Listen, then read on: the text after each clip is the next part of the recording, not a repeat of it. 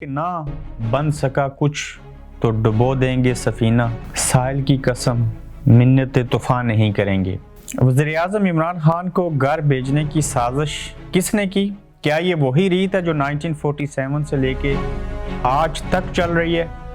और फिर क्या इमरान खान जाने से कबल अपना उल्लू सीधा कर लेंगे, असेंबली तोड़ेंगे? खत किसने लिखा? आज ऐसे हक़ाइक़ के ऊपर बात करेंगे जो आपकी समझ में आ सके। अस्सलाम वालेकुम, आप देख रहे हैं गोरखधंधा, अबरार कुरैशी आपसे मुखातिब हूँ। एक गंभीर इशू जो कि शुरू से होता आया कि किसी भी वज़ीर-ए-आज़म को पाकिस्तान में मसलसल 4 साल इस ओहदे पे नहीं रहने दिया गया। एक जुमला याद आता है पंजाबी का कि गाय भैंसों की लड़ाई में दरख्तों की सख्ती, यानी कि गाय और भैंस की लड़ाई हो रही है और दरख्त उसमें मारे जा रहे हैं। इसमें दरख्त कौन है? इमरान खान। आपको याद होगा कि जब DGISI की तकर्री का मामला हुआ तो उसमें कैसा तजाद आया। वो एक ऐसा पहलू था जिसके बाद आज तक वो चीज़ आगे बढ़ रही है। फैज़ और फाइज, इन दो चीज़ों की लड़ाई है। फाइज वो हैं काजी फाइज ईसा जिनको चीफ जस्टिस बनाया जाएगा। फैज़ वो हैं जिनको इमरान खान चीफ बनाना चाहते हैं। एक वक्त में नून लीग कहती थी कि वोट को इज्जत दो, किसी से डील नहीं होगी। फिर वही नून लीग, वही PDM पीपल्स पार्टी सारे यकजा हो गए और उन्होंने वोट को इज्जत देने के मामले को भूल के इस बात पे मुतफिक हो गए जो बात इस्टेब्लिशमेंट चाहती थी। मैं क्यों कहता हूँ कि 1947 से आज तक जो मामला है वो एक ओहदे का है। वो क्या है? ये चीफ ऑफ आर्मी स्टाफ क्यों बना? मुझे क्यों नहीं बनाया गया? इसको एक्सटेंशन क्यों मिली? और मैं एक्सटेंशन क्यों दूं या नहीं दूंगा? यकीनन ना आप लोगों को मालूम है कि बाजवा साहब चीफ बने, फिर एक एक्सटेंशन होगी और अब वो दोबारा से एक्सटेंशन चाहते हैं। उनकी उम्र बाजवा साहब की 64 हो जाएगी जब 2024 का साल लगेगा और उससे कबल वो एक्सटेंशन लेके 2024 तक रहना चाहते हैं। मेरे ख्याल से जनरल फैज़ साहब की जो उम्र है इस वक्त वो 58 to 60 है और उनके पास वक्त है कि वो आगे चीफ के ओहदे के ऊपर आ सकें। जब खान ने ये चीज़ें ना मानी, इससे कबल भी उनसे कहा गया कि पंजाब की जो हुकूमत है, जो वज़ीर आला हैं उनको तब्दील करें, वो ना किया गया। एक्सटेंशन वो देने के ऊपर रज़ामंद नहीं है। DGISI वो अपनी मर्ज़ी का लगाना चाह रहे थे।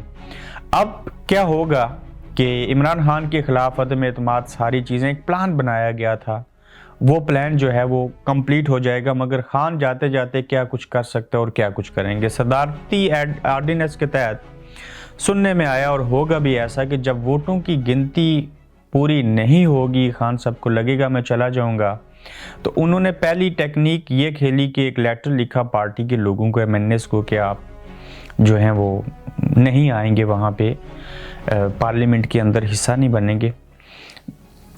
अगर वोट पूरे हो गए, खान को लगा कि वो जा रहे हैं, तो वो क्या करेंगे? जाते जाते असेंबली भी तोड़ेंगे और असेंबली तोड़ने से कबल जो नया चीफ होगा उसको नामजद करके जाएंगे। अगर ये बात कर जाते हैं तो उनकी मर्जी का चीफ आ जाता है तो फिर आगे मामला जो हैं वो बेहतर हो जाएंगे।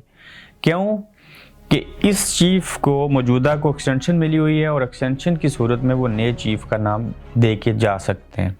वर्स्ट सिचुएशन हुई तो सदारती ऑर्डिनेंस के तहत जो असेंबली टूटेगी उसकी मिनिमम मुद्दत जो होती है वो 3 महीने से 1 साल तक जा सकती है और फिर इलेक्शंस हो जाएंगे। अब जो नून लीग और ख़ासकर PDM का नाम लूँगा, जो पहले कुछ और कहते थे अब कुछ और कहते हैं, उनकी जो डील हुई इस्टेब्लिशमेंट से वो ये है कि आप खान को फारिग करें, हम आएंगे तो हम आपकी ख्वाहिशें पूरी करेंगे, यानी कि जो चीफ एक्सटेंशन लेने वाली बात है वो हम पूरी कर देंगे। काफ लीग के ऊपर कांटा लगा दिया गया। वो पहले भी उनकी लिस्ट में नहीं थे चूँकि इस्टेब्लिशमेंट पाकिस्तान के बड़े सूबे पंजाब में कोई और वज़ीर आला लाना चाहते थे, वो चौधरी परवेज़ इलाही नहीं थे। आज MKM जो है वो अपोजिशन की तरफ चली गई और ये जैसे बाप एक ऐसी जगह बलूचिस्तान, जब भी पाकिस्तान के अंदर तब्दीली करनी हो बलूचिस्तान और फिर सेनेट की बात होती है, वो आपने देख लिया कि किस तरह से लोगों को मैनेज किया गया। हालात यही बता रहे हैं कि खान साहब ने जाना है और उनका जाना ठहर गया। ख़त एक ऐसा लफ्ज़, एक जुमला जो अभी कुछ ही देर कबल उन्होंने अपने जो पार्लियामेंटेरियन हैं, जो कैबिनेट के लोग हैं, उनके सामने पेश किया है। और ये ख़त कोई बैरूनी नहीं है। जिस तरह के हालात हैं, मैं यकीन से कह सकता हूँ कि ये ख़त भी विद इन द पाकिस्तान ही लिखा गया है उनको समझाने और बताने के लिए। लेकिन इमरान खान शुरू से उस शख्स ने हार नहीं मानी, वो किसी की बात नहीं मानना चाहता। उन्हें भी पता है कि फैज़ साहब होंगे उनके साथ तो उनको फैज़ मिलेगा, चूँकि ये मैनेज करके चीज़ें आगे बढ़ाई जाती हैं। इमरान खान की जो मौजूदा सूरत हाल है, उसमें एक शेर पढ़ना बेहद ज़रूरी है। वो ये है कि ना बन सका कुछ तो डुबो देंगे सफ़ीना, साहिल की कसम मिन्नतें तूफ़ान नहीं करेंगे। ना कहें रूल्स ऑफ रेगुलेशंस के ऊपर अमल करने की बात कहें या कुछ और करें, ये सारे जो मामला थे वो with in the Pakistan he create किए गए। किसी को एक्सटेंशन चाहिए, किसी को चीफ बनना है, कोई अपनी मर्ज़ी का चीफ ऑफ आर्मी स्टाफ लाना चाह रहा है, किसी भी वज़ीर आज़म को दौरानिया पूरा नहीं करने दिया जा रहा, महंगाई को वजह बनाया गया। शुरू से कहता आया हूँ, खान साहब की हुकूमत को मैनेज करके लाया गया, लूली लंगड़ी हुकूमत दी गई, ऐसे स्टैट्स दिए गए कि आज वो जो प्लान था वो सच साबित हुआ, करामत साबित हुआ।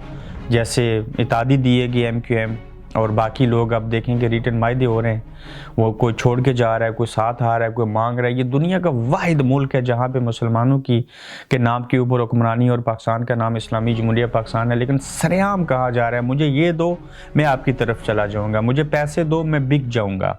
यहाँ पर कोई लॉ नहीं है, कोई कानून नाम की कोई चीज़ नहीं, कोई अखलाकियात नहीं। जिसका जहाँ फ़ायदा है वो उसी तरफ जाएगा, और एक ही इदारा है जहाँ से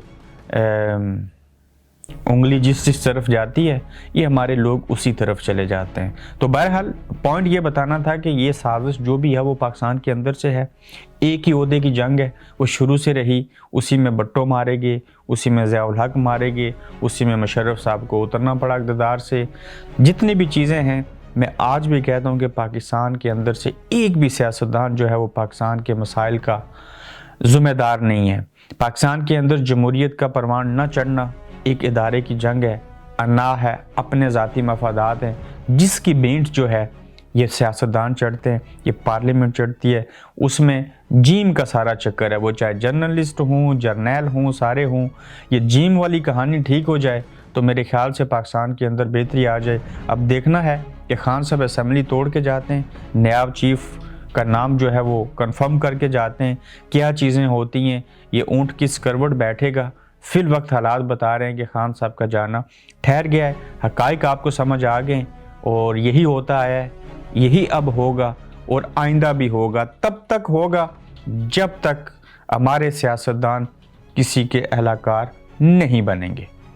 आप देख रहे हैं गोरखधंधा अब्रार कुरैशी के साथ।